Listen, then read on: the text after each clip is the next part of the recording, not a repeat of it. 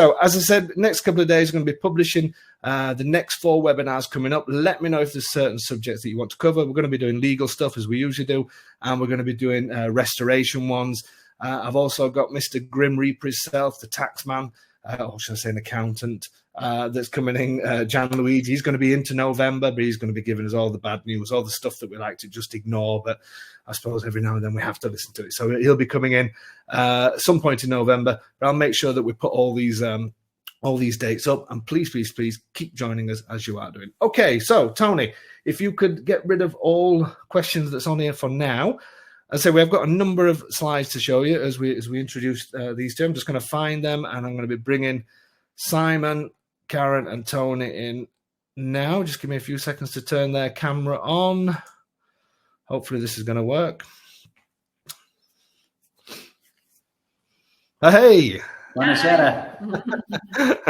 So you're live. You're live on home. Where Tony is, he's just bolted outside because there's a cracking sunset, so he wants to get some pictures. Oh, is it? So Tony will be joining us later. So he'll only be a couple of minutes. No, that's fine. That's fine. Thank you so much for coming on, and everybody. We've got loads of people in tonight, which is fantastic. It's also going to be going on YouTube and stuff, so might make you a little bit famous out here in Abruzzo. You never know. So. This is Simon and Karen. Infamous. Yeah. So then, let's start from the beginning, because everybody likes to know why Italy. Let's start with that. How did it all come about? I think it was certainly for me from my parents. They fell in love with Italy years ago, many years ago. Myself and Karen started coming out here and visiting Lake Garda and that area, and we just fell in love with the place ourselves, with the people. Everything was just so relaxed, and I think it's kind of snowballed from there. Obviously, with work, when we first started coming out here, I certainly wasn't in a position to even consider looking at buying a property out here. But obviously, as things got on and I've got a bit older, and you start to have a little bit more, any investments and savings you made over the time. Yeah. You just move on from that. But I don't know. I couldn't 100%. Just a love affair with Italy. Then you just I couldn't put my finger on it 100%, but I just love the place. I feel at home here. Yeah. So then, Karen, why Abruzzo? There's the whole of Italy. You've done all the things, Garda. You've done all. No doubt, you've been to all the other places. Why Abruzzo? Well, basically, I was looking all over Italy at first, but as you know, up in the north, it's extremely pricey. You don't get much for your money. I started seeing a lot of things about Abruzzo and how you get so much more, how quiet it is. It's not touristy. And I just started looking on websites and then on your site, and there was more and more properties coming up that we're thinking, wow. So we just decided, didn't we, that we have the time, let's fly out there, have a look, and see if there's anything that caught our eye. So, I mean, just to let everybody know, I mean, I know that you, Karen, have been on our database for a number of years, and when I was in the other agency as well, you were pretty much the driving force more than Simon. Is that fair to say? You were I think so. I'm as usual. I'm just everything's about pounds, shillings, and pence with me. And ultimately it all comes down to cost. Yeah. So because when you came out, I mean, obviously Karen was extremely excited. I'd never met you, and we'd never emailed each other. I'd seen, even though I'd not met Karen, it was like you could tell from Facebook posts and everything else that she was definitely excited. So you, to start with, I can say this now because I know you and I can call you friends rather than saying clients, that you seem to be the one that was a bit more, not reserved, but a little bit reserved. Would you say in the sense of, I don't know what discussions you'd had, but Karen seemed like she was here to buy. You seem... I think... Yeah, I mean, I was... one thing was, she'd made up a short list. I think it was it 4 or 5 properties? I can't remember the exact amount, but she had a short list. And bear in mind, this short list had started with about 60 properties, and she whittled it down eventually. And a lot of it was, Karen, I'm an electrician. well, I can't afford £250,000. So we whittled it down to a list. And before we came, we said, do not for 1 minute think that we're going to come back having purchased a house. Because I was adamant I was coming out and I was going to lead with my head and not my heart. And well, we all know where that went wrong. So that was it, and you really felt like that. So it was more like of a fact-finding thing for you then, was it? Initially, it was supposed to be a fact-finding thing because we'd never visited the Abruzzo region before. Right. So we thought, are we going to come down and we're going to go, well, do you know what? It's not really for us, but it was 110% the opposite. I think driving from Rome, getting that hire car, and driving from home, the minute we started getting closer to the mountains, it was okay that this is something spectacular. And the closer we got, and as we travelled around and looked at different areas. Well, while you're just talking to Karen quick, I'll just go and give Tony a shout. And the sun's nearly set now. We can't have many more photos to take. So I don't know. There's just something magical about the place. The hilltop towns, the privacy you get if you want it. You can have a house either in town or in the middle of nowhere. There's just so much variety, and I think that the minute we came here, saw the beach, saw the countryside, we were sold. Brilliant. So people are probably wondering who Tony is, and there's also Tony. There's Tony's wife Emma, who's in Venice at the minute, isn't she? So she's that's right. Yeah. So you guys, when you came out, this is the first time ever, and it's never happened since, where somebody came out with the idea of potentially buying with their friends. So I've never had anybody since. So I'll squeeze in so Tony can get in as well. Yeah. Cue Tony. Hi Dave, how you going, mate? Good, thank you. Good. Are you okay? Yeah, good, mate. Yeah. Good stuff. Stop taking a few photographs. I've more sunset photographs. Yeah, you can never have enough sunset photographs, you know that. So, just so everybody knows, because there's lots of people from America. You guys are all from the north of England, so like me, we can hear all our northern accents. But Tony, you live in Australia, is that right? Yeah. And yes, I've lived there for 28 years now. Man. Yeah. I'm married an Australian. Yes. So there you go. So that's what. So in case you're wondering who Tony is, I was just saying that it's the first time ever that people have come out with the intention, or I know you said you weren't 100% sure what was going to happen, but with the intention of potentially buying with friends. So some people are going to think that's a little bit not weird, because it's not weird, but obviously it's a big thing to buy with mates and stuff. Once we get to showing people the house that you chose, they'll probably understand how it works a little bit better. But how long have you all known each other? Myself and Tony, we go back a very long way. Both our dads went to school together. Okay. 2 or 3 years old, basically. Yeah, so both our dads went to school together. Our older brothers went to school together. Yeah. And obviously we've known each other since we were 2-3 years old. Yeah. So I won't tell you how old we are now. Yeah. Lifelong friends, anyway. Brilliant. Yes. Brilliant. So, because it is quite a big thing buying together. But as I say, we'll get onto that when people see the house you chose. So, going back to you then, Karen and Simon, when you came out here, obviously it did the usual things. I'm going to show the one that you chose at the end.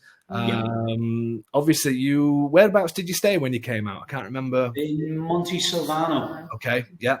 And then we met in the place where you decided to buy eventually, which is Manoppello. So we'll talk about that in a second. Obviously, you've given me a bit of a spec, and you weren't 100% sure if your friends wanted to buy, if Tony and Emma wanted to buy, or go in with you. So you came sort of wanting to look at a bit of everything, just in case they didn't want to buy, or just in case, I don't know, whatever it may have been. So we started off in Roccamorice. Unfortunately, this property is now sold, but I'm going to show it anyway.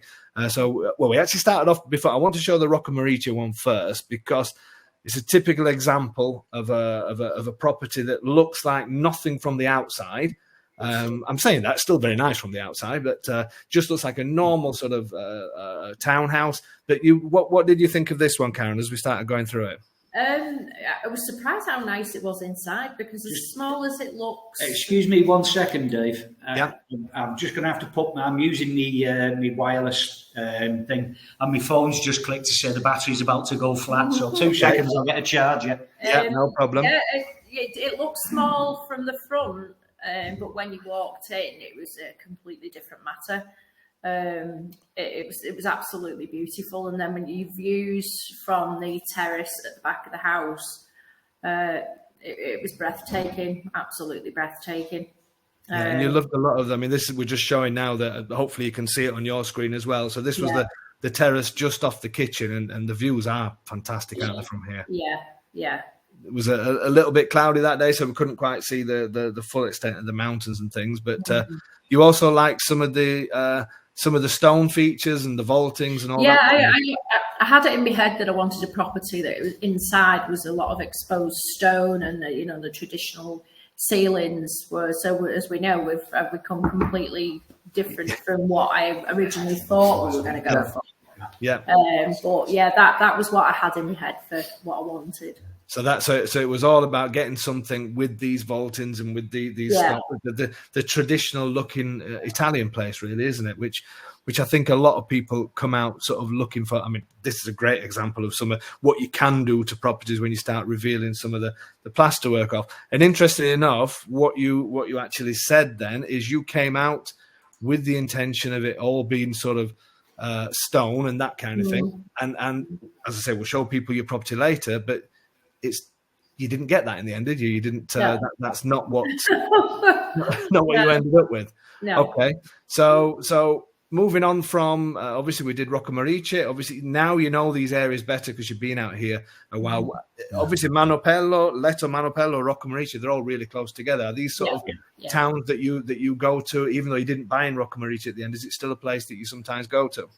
Yeah, because the scenery. I mean, we took, as you know, our friends are visiting with us, and we took them over the other day so that they could take some pictures, and it's absolutely beautiful because from wherever you stand, there is a 360-degree view of mountains, the sea in the distance. It's just.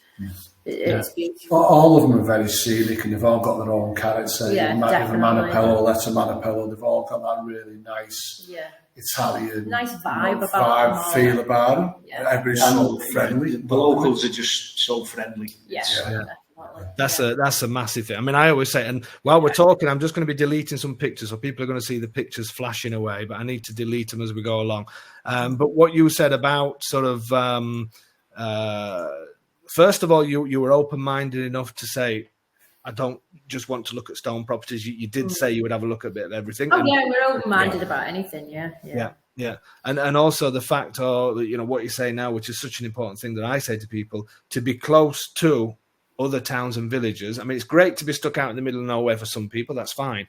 But what I personally love about Abruzzo, I don't know if you feel the same, is that thing that every 5 or 10 minutes there's something, whether it's and where you are, dead easy to get to Rome as well. You're not far off the motorway and all the rest of it. We've been on the train to Sulmona today for the market.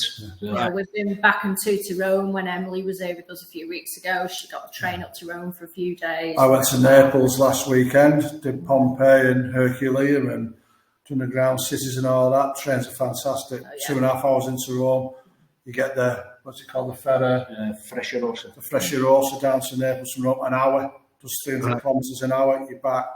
Fantastic. Superb. No, that's really, really good to hear because it's it is important, things like that. So then we moved on to the next property. Bearing in mind the one that you bought, which we'll show people in a second, we saw that first, didn't we? I happened to throw that one in as an early one. What did you think of this one? Because this again is just this was sold, but now is back on the market because unfortunately the people's the sale didn't go through. So this is back on the market at 129. What did you think of this one?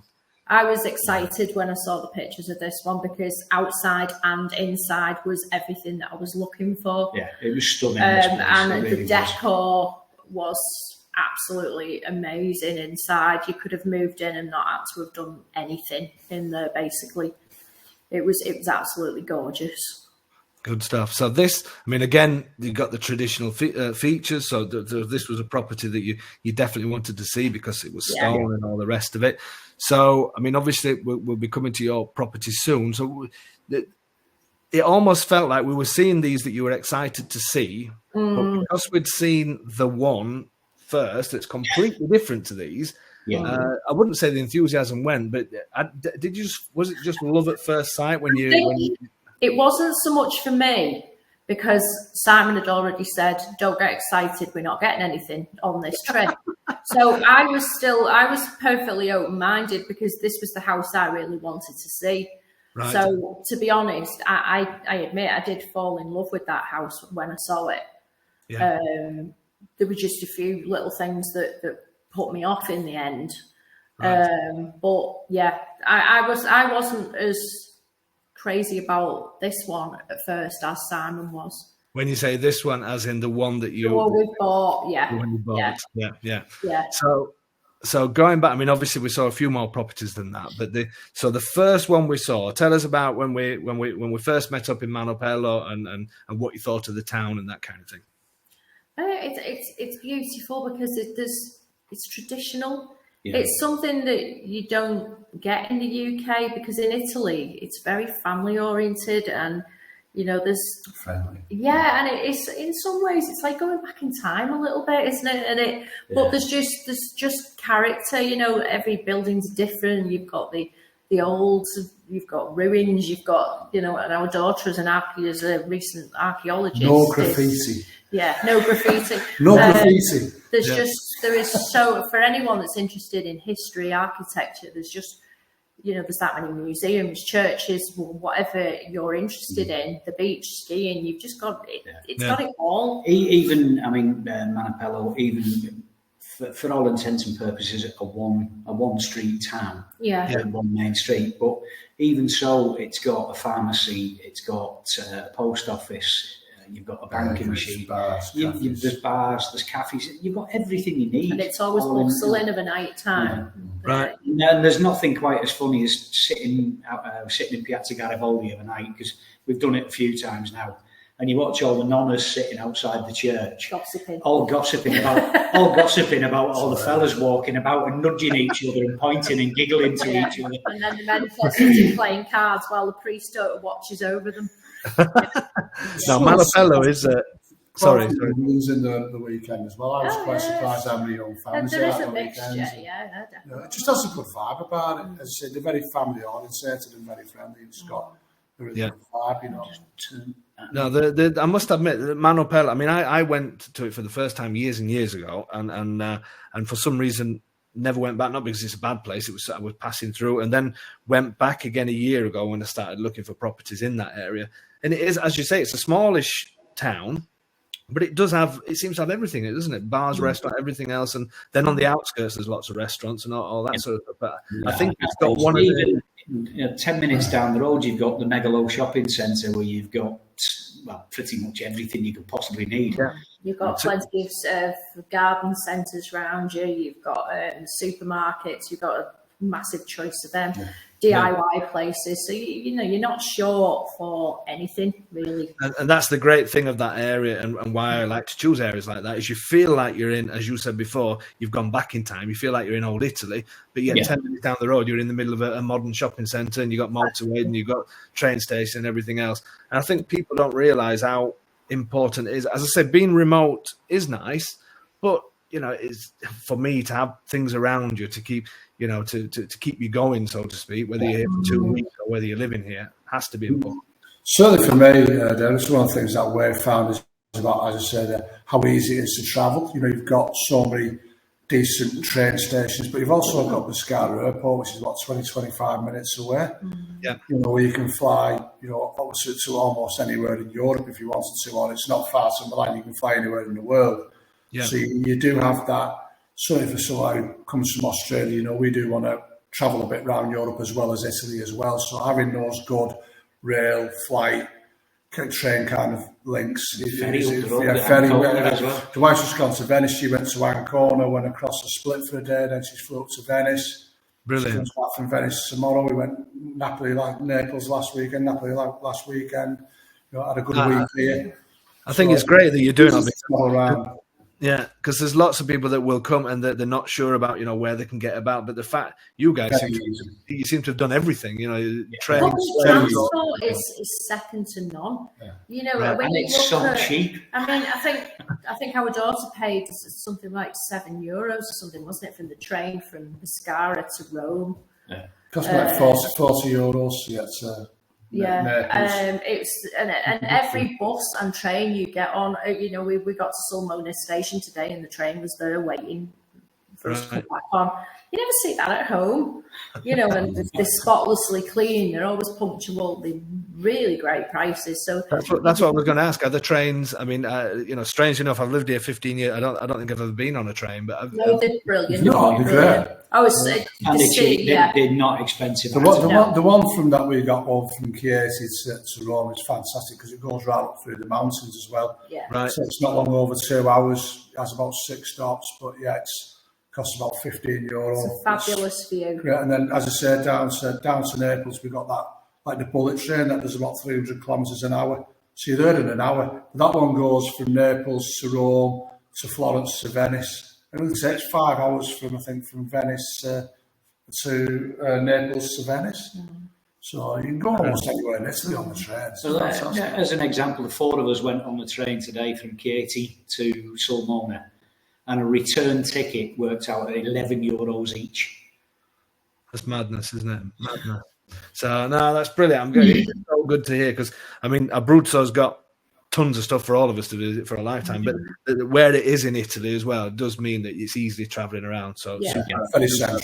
So So coming back then to so we met up. We had a walk through Manoppello, and then the one that you actually bought. I'm going to show people now. I'm just going to answer a couple of questions first. Ron, the property with the artwork. Yes, unfortunately, that is now. So, Jackie, do you all live in Italy full time? So the answer is no to that, isn't it? You're still in the UK and Australia at the minute.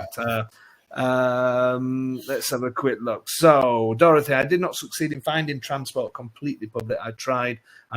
You need a car to get to the station. I mean, you guys do need a car to get to the station, don't you? But no, because we're halfway up a hill.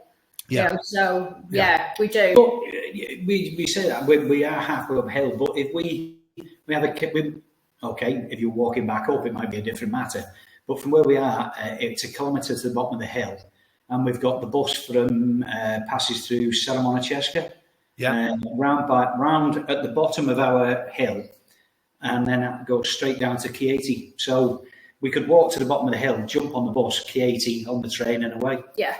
Because I think a lot of these towns around there, such as Manoppello, Letta Manoppello, they all seem to have bus links down to the modern bits, if you like, where everything is, and then from there you can get wherever, can't you? So in theory, I know your hill's a bit steep, but in theory, somebody in them areas, you probably wouldn't need a car. Yeah. That's fine as well. I mean, obviously, I live in Australia, so distance is a big thing. So everybody has cars. But basically, every time we've ever gone anywhere on holiday, we always hire a car anyway because me and Emma like to go places, do things. Even if it's just get to the bus station or to go for days out. I mean, we've always had a car anyway. Unless you want to, if you live in New York City, where you're only going to go in New York City, then that's fine. But I mean, if you live in Australia, nearly everybody in Australia has a car. It's almost impossible to get around without one. And I think as well, you might be all right, but if you live in Windus, you need a car anyway. Anyway, as well, all the attractions that's in Abruzzo, because there is so much stuff around, it's a shame not to have a car anyway, isn't it? So I came out of Manoppello, and this is the place that you ended up going for. So I mean, obviously. Go on, tell us what you thought as we drove up to it. Yeah, I mean, obviously you come up the hill out of Manoppello itself, and we were climbing up the hill, and we were thinking, where is he taking us? Because you can't actually see the house from the road, the drive, until you turn it, and then you kind of come over the crest and drop into the drive. Wow. Yeah. And you just see the house there on its own with basically just a completely unspoilt view in front of you of the Gran Sasso. You've got the Gran Sasso almost directly in front of us, and then looking down to the right, you see right down to the coast of Pescara. Yeah. And the Maiella just behind us. But I think for me, it was what couldn't get out of my head was coming down the drive, and then we parked up. We looked at the house, and then walking round the side. Yes. Which is this, you come down that little bit, and you come down that patio and just look out, and I don't know. It was one of them that, you know, as much as I told Karen, I am absolutely not leading with my heart. This is all about my head. I could not get this place out of my head. It was weird because, I mean, I do see it often with people where some people will come. Lexi and Craig that have done webinars with us before. Craig was really nervous about the whole thing, and he was definitely nowhere near ready to buy, and something changed inside him. But it really got you though, didn't it? Yeah, definitely. Yeah. Because, I mean, even looking at the other viewings, I mean, obviously, Karen, you couldn't wait to see the rustic ones. They were the ones that you chose. But it almost seems like you, Simon, just seem to float through them. I don't know. Yeah, I mean, I don't remember. I like the Stonehouse, Rock and Reach. I absolutely loved it. But this one, it was just, it was in the back of my mind constantly. Yeah. So just so people know, obviously, that one suited you all buying together because basically it's split into 2 apartments, isn't it? Do you want to just tell us a little bit about how the house is laid out? Well, we've got, two levels. It's split into 2 apartments, upstairs, down. Upstairs, we've got, myself and Tony have been out here for 2 months now. Yeah. Doing a lot of changes, modern, you know, putting our touch on the place. Yeah. Which we wanted to do but, as well. We had a dining room, we had a living room, a separate kitchen, a separate dining room. I've now made this upstairs into an open plan kitchen diner. Yes. We've now got a separate two bedrooms. The bathroom I've remodelled. I took the bath out. I've put a walk-in shower in and things like that. Yeah. I said we're 2 bedrooms. The centre room at the moment we're a little bit undecided. Our daughter is adamant that she wants it to be a study. Yeah. Right. We're not convinced at the minute, but we're to show. Sorry to interrupt, but just to show people. So it was habitable when. I mean, this is obviously not. Yeah, it was quite modern, which I didn't think I'd go for. Yeah, this is not how it is now, obviously, No. but it was habitable, wasn't it? You could use it. So just expect, because you said that you've knocked things through. I mean, I know what you've done, but if you explain to people on that picture, obviously the wall on the left, there was a tiny kitchen. Yeah. I mean, what I can do, if I do something as simple as pick up my laptop, I can turn it round and actually show you. Hold on 1 second. Let me come back to the camera. Well, you can see the wall now. We've remodeled it, and here, this was a solid wall which you entered from a different room. Yeah, I've now opened that out, put a doorway in, and put a breakfast bar in, and opened that up to make it more of a kind of a entertaining space. And the wall behind you now is basically the orange wall, isn't it? The orange wall. That was the. Let me just get that. Yeah, so with our sunset picture of the mountains, that's our view every night. Right. All you can see is the sunset from basically our window, which is there. Yes, which is that window there. Superb. So obviously, I'm just showing people just a few pictures of the interior. So obviously, you had your apartment on the top. This is the middle room that you were talking about. That you're not sure what to do with. As you can see the door on the left, the extreme right of the picture there. Yeah. That's now been blocked up. Blocked up, hasn't it? Yeah. And the kitchen, the entrance to the kitchen opened up the other way. So that was the kitchen as it was. You've obviously made it more open plan and things like that now. It looks a lot more. There's a lot more space in it. Yeah, it looks completely different. So then, obviously, so this is back to not your decor. This is how it was. No. And then downstairs, obviously, Tony, you've done loads of work down here as well. So this was your apartment. Again, this is not how it is now. This is when you bought it. So you've got a good sized apartment. Well, the same size, isn't it?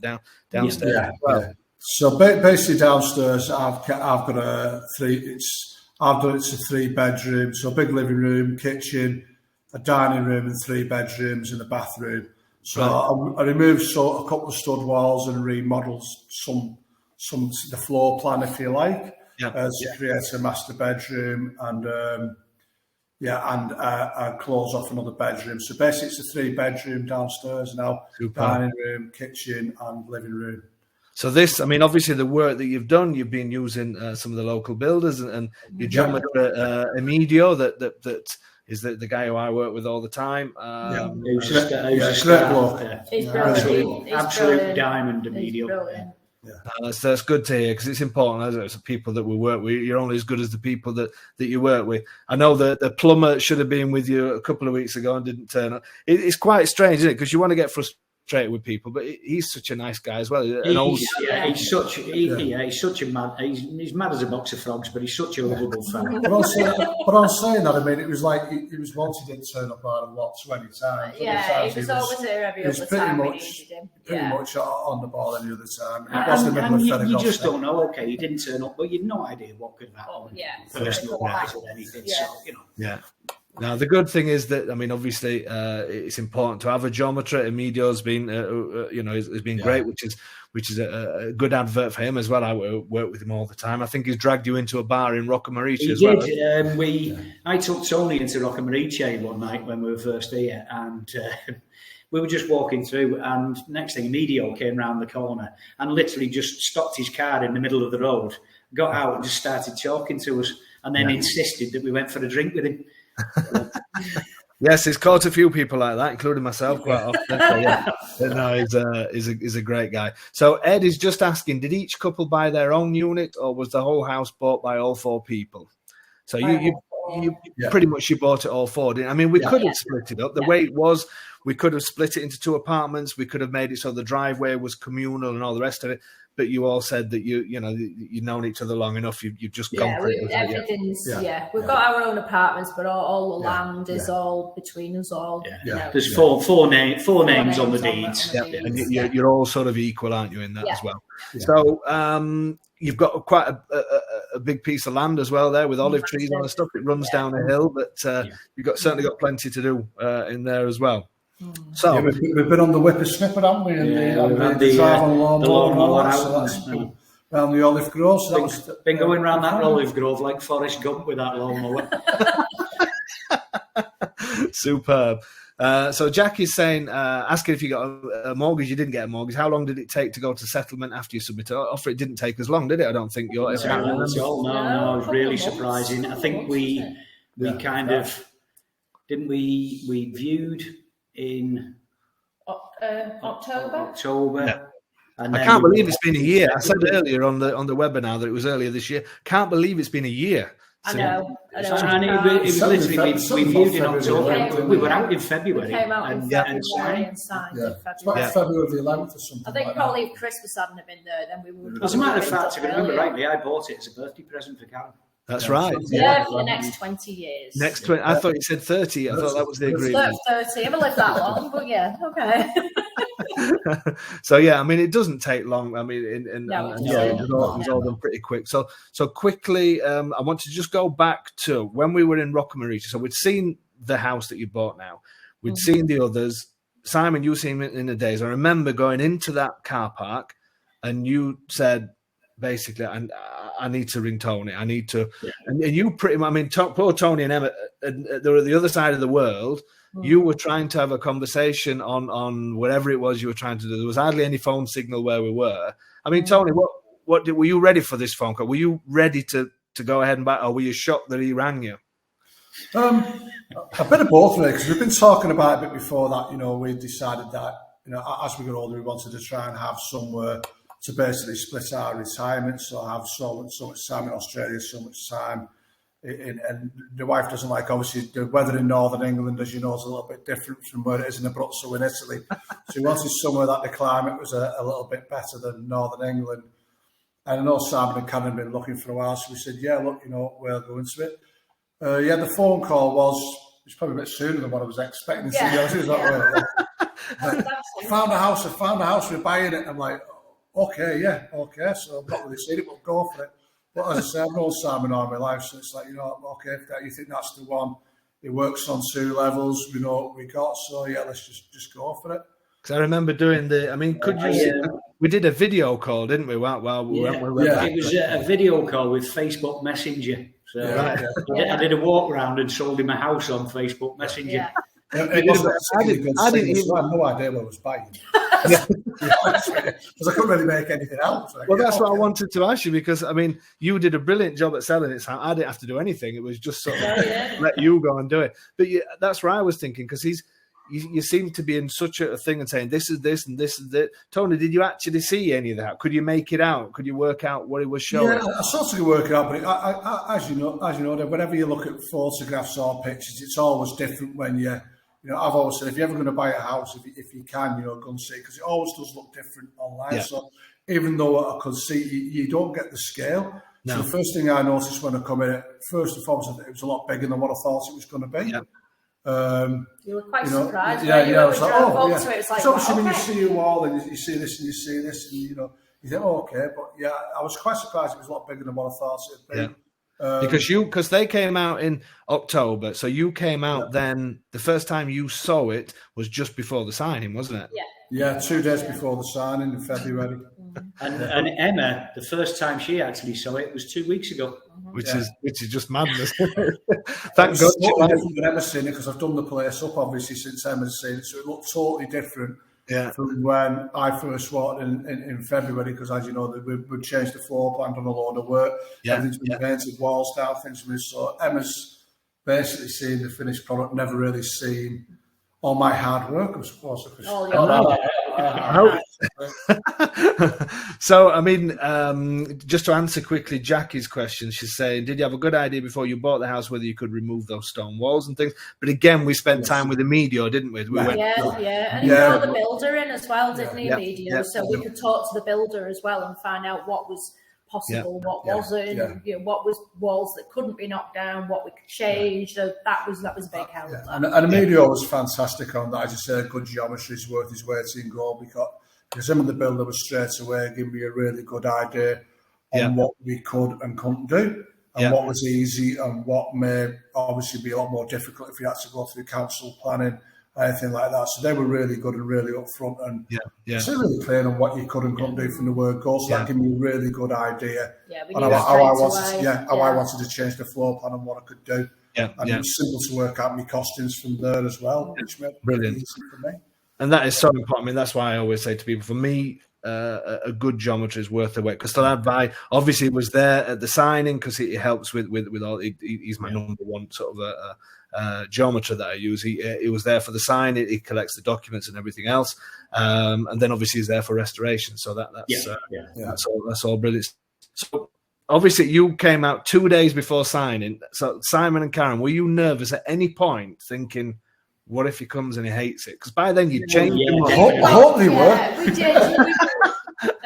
Because even though obviously with them being friends for so long, they trust each other implicitly. We were sort of, because I'd already set my heart on the upstairs apartment. It was like, I hope they're going to like the downstairs one, because I'm not moving. So there was a little bit of that worry about. There was. It was like. I can't remember where we'd been. I don't know whether we might have been to Rockabreach or somewhere, and we were coming over, and we came back this way, and we drove over the top, and said we got to the top, and it was the first time Tony had ever clapped eyes on the place. And we pulled up, right, here it is on the left, Tony, and there was just silence from the back seat. Thinking, no, he didn't like it. Oh, jeez, he hates it. He hates it. Did you actually think? Did you think? I made him suffer for 10 or 15 seconds. You could have really stretched that one out. There was just this awkward silence. It was like, oh no. But fortunately for us, he was quite taken aback with it, and it was like, hey, this is bigger than I thought. He was speechless for the first time ever. Well, even though it's a kilometre out of town, you've got the hill and that, so you do have that little bit of seclusion. But like we said before, it's we have a car, and obviously that helps. But it is so easy to get around. We find that you're only 10 or 15 minutes from everywhere, and we didn't want to be right in the heart of a city anyway. We wanted to have that little bit of in the country. You wanted that separation, but to be within easy distance. No, exactly. I mean, there's one of these photographs, if I can find it now, where you can actually see the village from the view. Let me just see if I can see if I can find it quickly. You can see the village from the. Yeah, it's there. I don't know. Right in the centre Right of that in the picture. centre. I'm just gonna put a bit of a marker so people can see how close. So this is basically Manoppello here, isn't it? Yeah. So you are really close, and the motor Pescara is sort of round about here-ish, because you can actually see. You can see the sea. Yeah, you can see the sea a little bit, can't you? Then But we can actually sit on our balcony and watch the planes landing at Pescara. Yeah, because here, I mean, it's a terrible version of it, but that's roughly the motorway, obviously down in the valley side that takes you to Rome. So location is perfect. So when you came over that hill and you saw the house and the views, Tony, I mean, obviously you'd only seen them. Did it blow you away as well when you saw the views and stuff? Well, I've always been the kind of guy who likes scenery and likes the kind of the outdoors. If you like, I mean, I like the. Yeah, I've always enjoyed bird watching and nature as well. So I enjoy sitting out on the balcony and watching the bee eaters and the buzzards and the kites and all that. And then you see the bats, a couple of bats go past. And the deer, don't forget the deer. And the deer and the wild boar. Yeah, we've had wild boar on the hill opposite. But then again, he also don't mind a 5-minute drive down into Manoppello for me, a couple of beers. And each night comes back up. So coffee in the morning. We're going every morning for the coffee and all that. So I like to say we've got the best of both there. But I like the scenery, great view in the mountains. As you say, you watch the sunset, so I've got to watch the sunrise. And being right in the house. Up there, if you weren't out of the village and up that, then you wouldn't have them amazing views, would you? So no, definitely not. And sure to God, when you being that little bit higher, the lack of light pollution up here as well. Yeah, we've brought a telescope to do a bit of stargazing. We've not set it up though yet. So we can watch all the firework displays from all the local villages every weekend. We get to see Elon Musk satellite go over every now and then. That big chain of satellites that he had. That was excellent. Excellent. So while we're talking about animals, then I got an interesting text off you one night. So let me just show people when I find it. Calabroni. Yeah. Well. First of all, you sent me. I think you were trying to make me jealous one night when I find the photograph. Apologies to everybody. I'm clicking away. Oh, the Arostacini. You sent me. You sent me this first. So what brought us that? Yeah, so this was just when Simon and Tony, you were there on your own doing work. Yeah. So how you sent me this photograph. So tell me, you said the neighbours brought it. Tell us what happened. It was literally we the first night we arrived. We were very late. That's a long story, by the way. Involving a round trip to Bologna and Milan. I remember that one. Yeah. Somebody forgot the passport and left it in Milan. Anyway, the first night we didn't get there till it must have been 9 p.m. We got there. But the second night we were just sat out the back having a couple of beers at the end of the day, and then we can hear shouting from the gate. Anyway, we went out. The neighbours came round and he came down the hill with his wife, introduced himself. Here you go. Here's some Arostacini. Here's a bottle of Montepulciano. It's a very nice. Welcome to Abruzzo. Yeah, and that was garlic bread as well. And they have another bottle which is like an after dinner. On the rocket fuel. Yeah. After we'd finished that, probably I don't know, maybe 2 hours later. Yeah. Next thing, there's a shout from the gate again. We went down, and he came down again with a bottle of Genziana. And you have to finish the evening in Abruzzo with a Genziana, so we had a couple of them as well. So. And then going back to the animal thing, so you sent me that one night to make me jealous. Then you sent me another WhatsApp message one day when I find the photographs to accompany it, and that's the Genziana that your neighbours brought. And then I got this as a. So go on, tell everybody what happened. Again, it was. I think it was the first night, wasn't it? Yeah. We put the outside light on, and the next thing there was hornets, calabroni buzzing around it. So anyway, we went around whacking these, and we were thinking, it's just because we put the light on. But anyway, next day we watched them, and Tony came and knocked on the door. He went, "Come with me a minute." He said, "I think I know where the hornets are coming from." Anyway, we went round the corner and there was a little hole in the wall, and sure enough, the hornets were coming and going from it. So, And that's when we sent you the text. Yeah, because when you sent me that about hornets. Yeah, and I said there was a spray. So you obviously went and got this spray. When you sent me the photograph, I didn't see it 15 minutes after or 20 minutes after. And I was ready to take him on with the raid, Dave. Yeah, I was ready to go with the raid. But the thing, I looked at this photograph in horror because I knew it was from 15 minutes before. I thought, so you set off, and bearing in mind, Tony, you got dressed up really well. So I've got to show this photograph, which I think is fantastic. Got a can of deodorant and a can of Raid. Yeah, I mean, a can of deodorant. But the thing is, when I looked at that can of Raid that you're holding, I looked at it, I thought, that's fly spray. And you know, these guys like that stuff. That's not going to kill them. They eat that.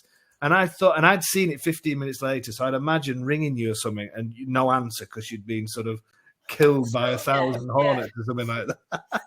So, but did you actually get them in the end? We went down to Il Ferramenta in Manoppello Scalo, and we got the proper spray, Calabroni spray. Right. And then did them in the following night. Yeah, but I mean that was a comedy in itself because we sat out because obviously advice from yourself. You'd said make sure you wait till dusk because they're a little bit dozier and whatever. So anyway, we were sat out there at 5 o'clock, you know, with a beer. Is it? No, we need to give it a little bit longer. Another beer. I called time early because I was thinking if we wait till dusk, we'll probably be too tipsy to do it. So let's just go in now before we get it done. And to be honest, I was having the beers because I needed the Dutch courage because I'd volunteered to spray the nest. So anyway, I got dressed up. I had jeans on, overalls, a sweatshirt, t-shirt, goggles, ear defenders, a hat, and I had shorts and a t-shirt. being from Australia, this is There's nothing. Everything bites and stings in Australia. So anyway, I went round there and I started spraying this nest, and I could hear him giving instructions, bit to the left, bit to the right. But what he's not telling me is they're all falling at my feet while I'm spraying it. I never got your outfit. We only got Tony's special outfit, which is still. I don't think we took any photos. No, you didn't take any pictures. It's just the overalls that he does his work in, but he had goggles on. I think this is a brilliant. I think this is a fantastic photo, especially that you're holding a deodorant can as well. I think, and I think you're actually holding it the wrong way around. So that's probably just spraying your hand more than anything. That was the backup in case if the rain ran out, I could go with the deodorant, hoping that it still did something. And then I got this photograph a little bit later. Then so. If all else failed, we were going to throw hot wax on them. That was the victory celebration. You won the battle. So then, just to sort of hardly anybody sending photographs in means that people are just enjoying listening to you. So Jackie's saying before you submitted the offer, so they must be talking about when we spoke about what walls you could take out. Immediately, Jackie, just so you know. The geometry comes out, and I like to do that. Some people do it before they make an offer. Some people do it just before the signing. So, but yeah, it's always available to talk. Then it says, "Do you speak Italian? If not, how easy or difficult is it to communicate in the small towns?" Karen's been learning longer than me. I'm at the point You're actually where really good at understanding. I understand more Italian than I can speak. Yeah, but. I don't know. It's hard really to explain, but we go down of the town of a morning, Bar Alessandra and Natasha there, and we've reached the point now where as we're walking up, all we get is a ciao, tre cappuccini, uno caffè, and just thumbs up, sit down, and you know. Yeah. And as for me, I basically know about 5 words of Italian. That's about it. Buongiorno. My Italian is atrocious. Yeah, nil. But you get by. You stand there, especially in the small towns, and you work. You do work it out. Yeah. Sometimes it takes a little bit, but they're really helpful. You know, you get your hand signals going, you start pointing. You get points for attempting.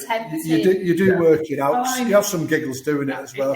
One of the funniest things I've watched was actually Tony and Renato, the plumber, downstairs. Bear in mind, Renato doesn't speak a word of English. Tony doesn't speak a word of Italian. But somehow they understood each other. It's surprising. You point to things and you work it out, and you do work it out. Because as you say, Renato, his English is about as good as my Italian, so we know about 3 words each. He knows hello, goodbye, and that's about it. And I know buongiorno, piano, which means slowly. Piano. And he knows birra and Montepulciano. Montepulciano, that's the name of the wine that I like. And that's about it. But you do get by. They pick it up. The people are so friendly, aren't they? They just help you out, and they just want you to. To be honest, it's all about making the effort. Yeah, we were invited to, once me and our Emily arrived, we were invited to the neighbours for dinner. Just to let everybody know, Emily's your daughter, isn't it? Oh, our daughter, we were all invited over for dinner. They had all the family round. There was a big table set out. We had a rosticini, wine, beer, loads of homemade tiramisu, which was fabulous.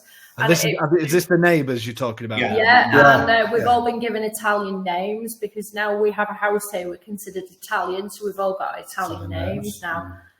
Mine's not rude, surprisingly. No, it's not actually. Antonio Simone Carena. No, is that what it is? Mine is. Super. So it was really nice to say that we all sat there around dinner, and the daughter speaks a little bit of English, but the rest of the family, more like the mum and dad speak none, but you do get by. We sat there for 3 hours, and you sit down and between you work it out, and it's laughter out there. We all stumbled back over it about midnight, I think it was. It's super.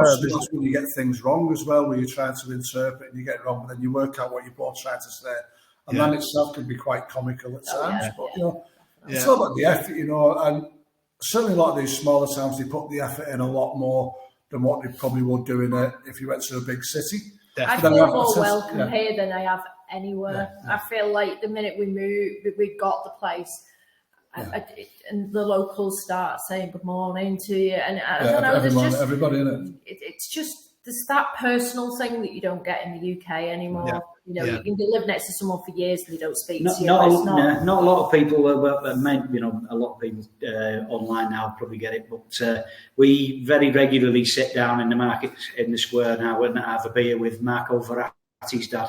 Oh yeah. He's that's a famous Italian footballer, and that's where his family's from, isn't it? Yeah. His dad's in the Piazza Garibaldi almost every night. Right. Superb.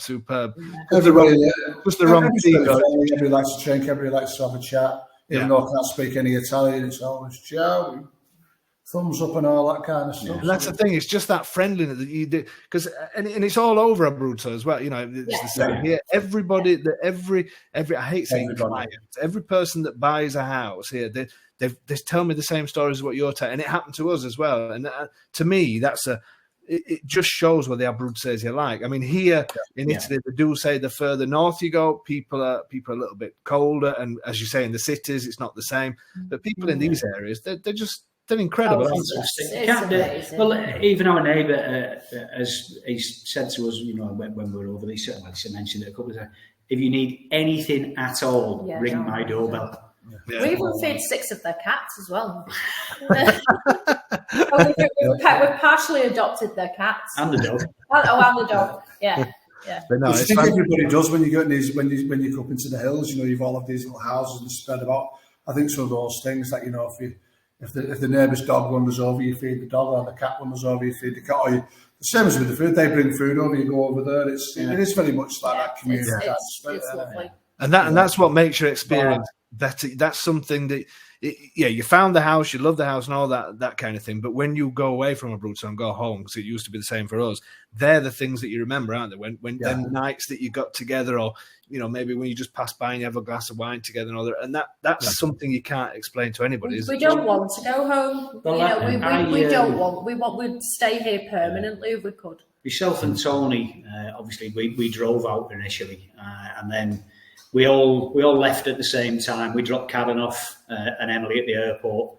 They were getting the bus back to Rome. Myself and Tony, we headed north, driving up. And we got home, and I think I'd been home about a week. I don't think it'd been a week. I think I'd been home about 5 days, and I'd already booked a flight to come straight back out. So I've done 8 weeks now. Right, superb. That's brilliant. So just one last thing, I need you to, I think you sent me this photograph by accident. I don't think it was meant for me, but I want you to explain it now. Just This will be you too.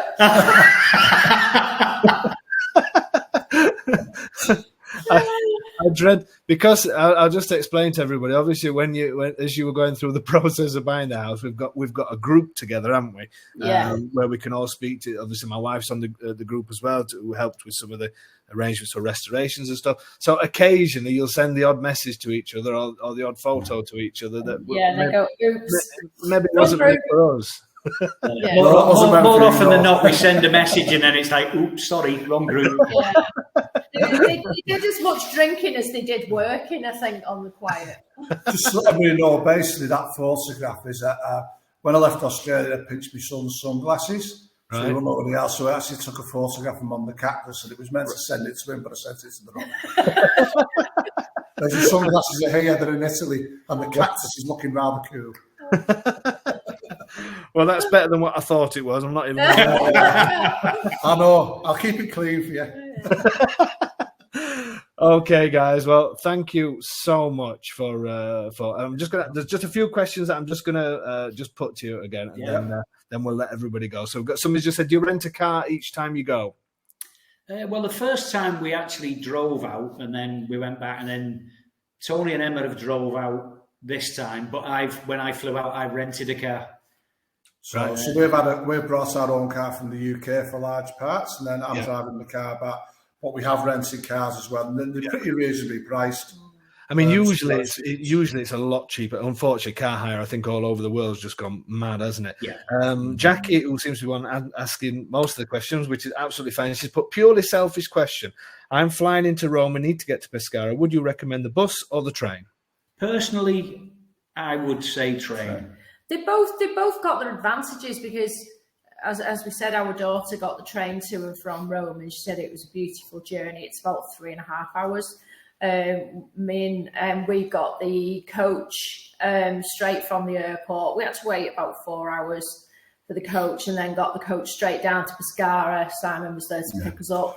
So and it was a great journey. That was just over 2 hours. So each has their advantages, but it's for really me, I'm with Simon train. I got the train from Rome to Pescara last weekend, and it was always on time. Great journey. I mean, particularly pretty cheap as well. If you're flying into Fiumicino, because I think it's 1 or 2 stops on the metro, and you're at Rome Termini, and then it's a direct train. Yeah. The trains are amazing. Yeah. From Fiumicino, it's probably a lot easier by train. Probably is, yeah. Okay, so a quick couple of things. Peter saying, my wife and I have been to Italy 15 times. Next trip in October to the lake regions, Verona, Bologna, Parma, Cinque Terre, family in Abruzzo, Lanciano and Castelfrentano. Love Abruzzo. Scano, I don't know if you've been to Lake Scano yet, but that's worth it. Not yet, it's on the list. Brilliant place. Francavilla on Mar, wonderful, as is the Trabocchi coast. Love the country. Marvin saying, what website did you use to find active homes for sale? One called A Home in Italy, Marvin. I started out on A Place in the Sun, the TV programme. And then just because you had a couple of your properties that were shown through them, didn't you, Dave? I think that's how I originally got in contact with you. Yes, I think it is. And I think you just start going on the internet, properties for Italy, and you just find all sorts of different. But really, it's A Home in Italy. It's A Home in Italy, definitely. Obviously. Okay, guys. Well, thank you. So Laura's saying thank you, Karen, Simon, and Tony, for sharing your new home and experiences with us. No, you're welcome. You're welcome. Abruzzo's fantastic. Come and try it. Great place to live. Fantastic wine, fantastic food, fantastic people. It's brilliant. You're a great advert for the place, definitely. And this is from somebody who lives in Australia, and that's pretty cool as well. Brilliant. Well, thank you so much. I live in Britain, so anywhere's a step up. I'm saying nothing. Okay, well, I'll speak to you really soon anyway. Thank you so much for joining. If everybody on the webinar just hangs on a second, and then I'm going to let these guys go. I'll see you hopefully really soon. Thanks a lot. Ciao. Cheers. Ciao. Bye. Okay, guys, what a brilliant one. I hope you enjoyed that one. It's great to see people's experiences, and a great group of people. Hopefully we'll get an update for them maybe in 6 months, something like that, when they spent more time here. And then we can also meet Tony's wife, Emma, who unbelievably only saw the property 2 weeks ago. So, but yeah, great story. Hope you all enjoyed that one. Next month we're going to be doing one with the lady from Texas, who's going to share her experience and is also applying for citizenship and all that kind of thing. So these are the kind of webinars we're going to do once a month. So hope you enjoyed that one. So Kath is saying, is the 7th to the 10th your final property tour for the year? Just to let people know, these tours that we do, the one on the 7th, these are group tours that we do that are just different to the normal property tours where we take groups around. People can come any time of year to view properties. I'm here, obviously, not the obvious Christmas days and Sundays and things like that, but the normal sort of property viewings, if you like, I can do at any time at all. It's just these tours. These are meant to go around in groups, and it's just I'm not going to say a bit more fun, because I like to think it's fun when we do the normal ones. But yeah, you can come anytime at all to view properties. The tours are just something a little bit different, where you're with other people that's thinking about doing something similar to you. So just to let you know. So if you are interested in joining that tour in October, I'm going to be doing another one in spring. We're going to do a winter one. I think we're considering January, or we may just wait while March time. But we're going to start to do these 3 or 4 times a year as well. Okay, guys. Well, thank you so much for joining us. Another massive thank you to Simon, Karen, and Tony. If you're still listening, absolutely fantastic. So many people that's in tonight, which is brilliant. Join us again next week. I will be posting what we're going to be talking about the next couple of days. And remember to let me know if there's any subjects you want to cover. I'm going to be doing a restorations one as well next month, where we talk about the kind of things you can do to your houses. And I'm going to show you photographs of my house and what we did when we bought our house and all that kind of thing. Okay, guys, thank you so much for joining us. We'll see you again. See you again next week.